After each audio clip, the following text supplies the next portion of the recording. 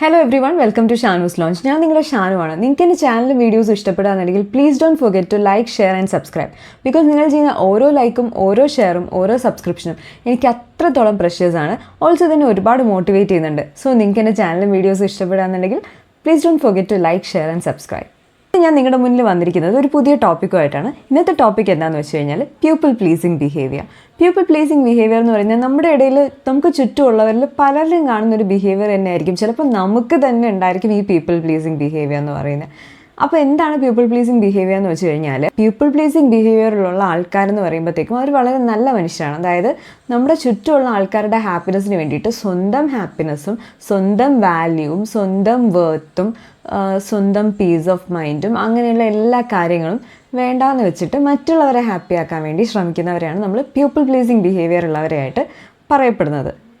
ഈ people pleasing behaviour ഉള്ളവർക്ക് വന്നിട്ട് അവരുടേതായിട്ടുള്ള ചില സൈൻസ് ഉണ്ട്. ഈ സൈൻസ് നമ്മൾ നോക്കിയാൽ തന്നെ നമുക്ക് അവർ പീപ്പിൾ പ്ലീസർ ആണോ അല്ലേ എന്ന കാര്യം മനസ്സിലാക്കാൻ പറ്റും. എന്തൊക്കെയാണെന്നല്ലേ, ഒന്നാമത്തത് അവരവർക്ക് തീരെ ഓക്കെ അല്ലാത്ത കാര്യമാണെങ്കിൽ പോലും അവർ ഒരിക്കലും നോ എന്ന് പറയത്തില്ല.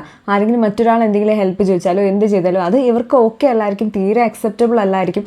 അങ്ങനെയുള്ള സിറ്റുവേഷൻസിൽ പോലും അത് അവർ ചെയ്തു കൊടുക്കാൻ നോക്കും. അവരൊരു നോ പറയാൻ വേണ്ടിയിട്ട് മടിക്കുന്ന ആൾക്കാരാണ് പീപ്പിൾ പ്ലീസേഴ്സ്. അങ്ങനെ ഏതെങ്കിലും ഒരു സാഹചര്യത്തിൽ ഇവർക്ക് നോ പറയേണ്ടി വന്നു കഴിഞ്ഞാൽ ഇവരൊരു 100 വട്ടം അതിനെപ്പറ്റി എക്സ്പ്ലെയിൻ ചെയ്തിട്ടിരിക്കും. അതായത് ഞാൻ നോ പറഞ്ഞതിന് കാരണം ഇതാണ്, ഇതുകൊണ്ടാണ്, നീ ഒന്നും വിചാരിക്കരുത്, ആ ഒരു രീതിയിൽ അവർ ഒരുപാട് പ്രാവശ്യം അത് എക്സ്പ്ലെയിൻ ചെയ്യാൻ നോക്കും, ഓവറായിട്ട് എക്സ്പ്ലെയിൻ ചെയ്യാൻ നോക്കും. പിന്നൊരു കാര്യം എന്ന് പറഞ്ഞു കഴിഞ്ഞാൽ അവർ ഓവറായിട്ട് കമ്മിറ്റ് ചെയ്യുന്ന ആൾക്കാരായിരിക്കും.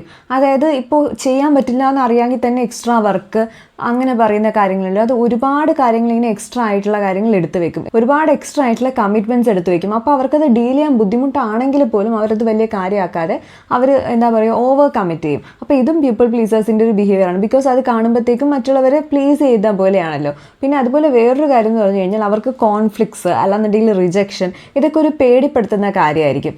അവർ മറ്റുള്ളവരെയൊക്കെ ഫസ്റ്റ് ആക്കി വെച്ചിട്ട് അവരെ പ്രയോറിറ്റി കൊടുക്കാതെ സ്വന്തം കാര്യം എന്ന് പറയുന്നത് തീരെ പ്രയോറിറ്റി കൊടുക്കാതിരിക്കുന്ന ആൾക്കാരായിരിക്കും. തീരെ പറ്റില്ല, നല്ല ടയേർഡാണ്, അങ്ങനെ ഒരു സിറ്റുവേഷൻ ആണെങ്കിലും പോലും മറ്റൊരാൾ എന്തെങ്കിലും ഒരു വർക്ക് പറഞ്ഞു കഴിഞ്ഞാൽ അവരുടെ അടുത്ത് നോ പറയലില്ല, പകരം പോയിട്ട് അതിന് ചെയ്തു കൊടുക്കുക, അല്ലാന്നുണ്ടെങ്കിൽ അതിന് എക്സ്ട്രാ കമ്മിറ്റ് ചെയ്യുക, അങ്ങനെയൊക്കെ പറയുന്ന കാര്യങ്ങളുണ്ടല്ലോ. ഇതും പീപ്പിൾ പ്ലീസേഴ്സിൻ്റെ ഒരു ലക്ഷണമാണ്. പിന്നെ വേറൊരു കാര്യം എന്ന് പറയുന്നത് മറ്റുള്ളവരാരെങ്കിലും വിഷമിച്ചിരുന്നാലോ അങ്ങനെയൊക്കെ ഉണ്ടെങ്കിൽ പോലും അതിനെല്ലാം ഞാനാണ് റെസ്പോൺസിബിൾ എന്ന് പറഞ്ഞിട്ട് സ്വന്തമായിട്ട് റെസ്പോൺസിബിലിറ്റി ഏറ്റെടുത്ത് അയ്യോ ഞാൻ കാരണമാണ് ഇതുണ്ടായത് എന്ന് വിചാരിച്ചുകൊണ്ടിരിക്കുന്ന അങ്ങനെ ഒരു ബിഹേവിയറും പീപ്പിൾ പ്ലീസേഴ്സിൽ പലരും കാണിക്കാറുണ്ട്. ഇവരുടെയൊക്കെ പ്രശ്നം എന്താണെന്ന് വെച്ച് കഴിഞ്ഞാൽ മറ്റുള്ളവരെ ഹാപ്പി ആക്കാൻ വേണ്ടിയിട്ട് ഇവർ സ്വന്തം പ്രൈസ് കുറച്ചുകൊണ്ടിരിക്കുകയാണ്. പ്രൈസ് എന്ന് പറയുമ്പോഴത്തേക്കും വാല്യൂ. അവരവരുടെ വാല്യൂ ഇങ്ങനെ മറ്റുള്ളവരെ ഹാപ്പി ആക്കാൻ വേണ്ടിയിട്ട് കുറച്ചുകൊണ്ടിരിക്കുകയാണ്. അവർ സ്വന്തം പ്രൈസ് കുറച്ച് മറ്റുള്ളവർക്ക് കാണിച്ചു കൊടുക്കുമ്പോഴുള്ള പ്രശ്നം എന്താണെന്ന് അറിയാമോ? അവർ റോങ് കസ്റ്റമേഴ്സിനെ ആയിരിക്കും അട്രാക്ട് ചെയ്യുക. അതായത് അവർ ഒരുപാട് അഡ്വാൻറ്റേജ് എടുക്കുന്ന ആൾക്കാരായിരിക്കും അവരുടെ അടുത്ത് കൂടുതലായിട്ട് അട്രാക്റ്റ് ആയി പോവുക. മാത്രമല്ല അവർ ചെന്നിട്ട് ഇവർ ഒരുപാട് അഡ്വാൻറ്റേജ് എടുക്കുകയും ചെയ്യും. ഇങ്ങനെ ഒരുപാട് ഡിസ്കൗണ്ട്സ് ഇങ്ങനെ കൊടുത്തുകൊണ്ടിരിക്കുമ്പോഴുള്ള പ്രശ്നം എന്താണെന്ന് വെച്ച് കഴിഞ്ഞാൽ അവരുടെ അടുത്ത് മറ്റുള്ളവർക്കുള്ള വാല്യൂവും കുറയും, അവരുടെ അടുത്ത് മറ്റുള്ളവർക്കുള്ള റെസ്പെക്റ്റും കുറഞ്ഞു തുടങ്ങും. എന്തിനാണ് പീപ്പിൾ പ്ലീസേഴ്സ് ഈ രീതിയിൽ ബിഹേവ് ചെയ്യുന്നത് നിങ്ങൾ എപ്പോഴെങ്കിലും ചിന്തിച്ചിട്ടുണ്ടോ?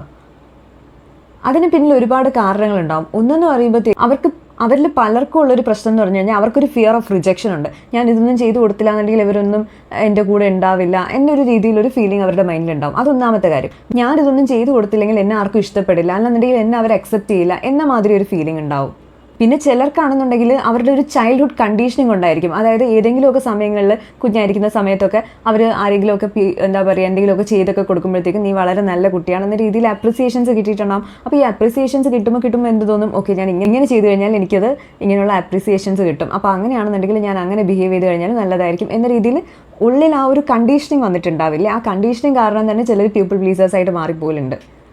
അടുത്തൊരു ഇമ്പോർട്ടൻ്റ് ആയിട്ടുള്ള റീസൺ എന്ന് പറയുന്നത് സെൽഫ് വർത്ത് കുറവായിരിക്കും. അതായത് സ്വയമേ എനിക്ക് ഇത്ര വാല്യൂ ഉണ്ടെന്ന കാര്യം സ്വയമേ മനസ്സിലാക്കാത്ത ആളായിരിക്കും. അപ്പോൾ മറ്റുള്ളവരെ ഞാൻ ഇതൊക്കെ ചെയ്തു കൊടുത്താലേ എനിക്കൊരു വാല്യൂ അവിടെ ഉണ്ടാവുള്ളൂ എന്ന മാതിരി ഒരു തോട്ട് പ്രോസസ്സ്, അങ്ങനെയുള്ള തോട്ട് പ്രോസസ്സ് കാരണവും പലരും ഇങ്ങനെ പീപ്പിൾ പ്ലീസേഴ്സായിട്ട് മാറലുണ്ട്. ഇനി പീപ്പിൾ പ്ലീസറായിട്ടിരിക്കുന്ന കാരണം കൊണ്ട് നിങ്ങൾക്ക് എന്തെങ്കിലും പ്രശ്നം ഉണ്ടാവുമെന്ന് ചോദിച്ചു കഴിഞ്ഞാൽ ഉണ്ടാവും. എന്തൊക്കെയാണെന്ന് വെച്ച് കഴിഞ്ഞാൽ നിങ്ങൾ ഒരുപാട് എക്സോസ്റ്റഡ് ആയിട്ടായി പോകും. അതുപോലെ തന്നെ നിങ്ങൾക്കൊരു പോയിന്റ് കഴിയുമ്പോഴത്തേക്കും നിങ്ങൾ തളർന്നു പോകും. നിങ്ങൾക്ക് ഇനി അതൊന്നും ചെയ്യാൻ തോന്നത്തില്ല. നിങ്ങൾക്ക് ഒരുപാട് എന്താ പറയുക നിങ്ങളൊരു അങ്ങനെ ഒരു സോണിലെത്തും. അതായത് ഒരു ടോളറൻസ് ലെവലിൽ പോകുമ്പോഴേ നിങ്ങൾ വളരെ എന്താ പറയുക നിങ്ങൾക്ക് ഫുള്ളൊരു എക്സോസ്റ്റഡ് ആയിട്ടുള്ള ഒരു ഫീല് തന്നെ ആയിരിക്കും. അതുപോലുള്ള വേറൊരു പ്രോബ്ലമാണ് നിങ്ങൾക്ക് തന്നെ ഇമോഷണലായിട്ട് ഒരു സ്ട്രെസ് ഉണ്ടാവുക എന്ന് പറയുന്നത്. പറഞ്ഞാൽ ഏറ്റവും നല്ലതെന്ന് പറയുന്നത് നിങ്ങൾ എത്ര പെട്ടെന്ന് നിങ്ങൾക്ക് ഈ പീപ്പിൾ പ്ലീസിങ് ബിഹേവിയറിൽ നിന്ന് വെളി വരാൻ പറ്റുമോ അത്രത്തോളം നിങ്ങൾക്ക് മൈൻഡിന് ഒരുപാട് പീസ് ഉണ്ടാവും.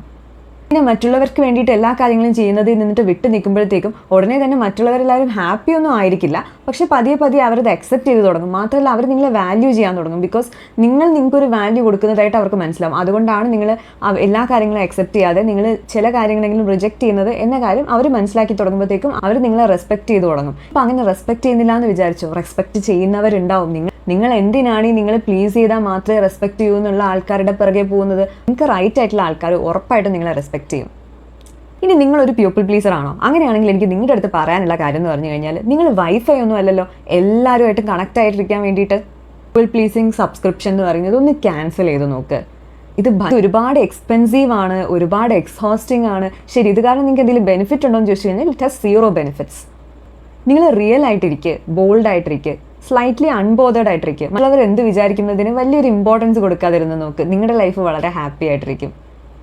ഇതാണ് ഞാൻ ഇന്നത്തെ വീഡിയോയിൽ പറയാൻ ഉദ്ദേശിച്ചിരുന്ന കാര്യം. നിങ്ങൾക്ക് എൻ്റെ വീഡിയോ ഇഷ്ടപ്പെട്ടെങ്കിൽ please don't forget to like, share and subscribe. അടുത്ത ഉടനെ ഒരു വീഡിയോ ആയിട്ട് വരുന്നത് വരെ സൈനിങ് ഓഫ്.